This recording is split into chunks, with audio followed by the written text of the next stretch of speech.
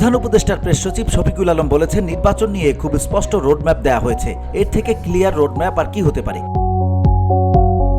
মঙ্গলবার বিকেলে foreign service একাডেমিতে এক প্রেস ব্রিফিংয়ে তিনি কথা বলেন। প্রধান উপদেষ্টা ডক্টর মোহাম্মদ ইউনুস আলোকপাত করেছেন 2025-এর ডিসেম্বর বা 26-এর 30 জুনের মধ্যে নির্বাচন। সুনির্দিষ্ট দিনক্ষণ তো নির্বাচন কমিশন দেবেন। শফিকুল আলম বলেন, শিক্ষা মন্ত্রণালয়ের বিভিন্ন বিভাগে স্কুল কলেজে বদলি পদোন্নতিতে ব্যাপক ঘুষ লেনদেন হয়। শিক্ষা খাতের দুর্নীতি বন্ধ করা হবে। সেই সঙ্গে পুরো শিক্ষা খাতের গুণগত পরিবর্তন আনতে চায় অন্তর্বর্তী সরকার। শিক্ষা কমিশন হবে কিনা এমন প্রশ্নে প্রেস সচিব বলেন, কমিশনের বিষয়ে বলা যাচ্ছে না, তবে সরকার এরই মধ্যে জরুরি কিছু পদক্ষেপ নিয়েছে। ক্লাস 9 এবং ক্লাস 10-এর টেক্সট বুক পরিমার্জন করে আধুনিক করা হবে বলেও জানান প্রধান উপদেষ্টার এই প্রেস সচিব। VOD Bangla news desk.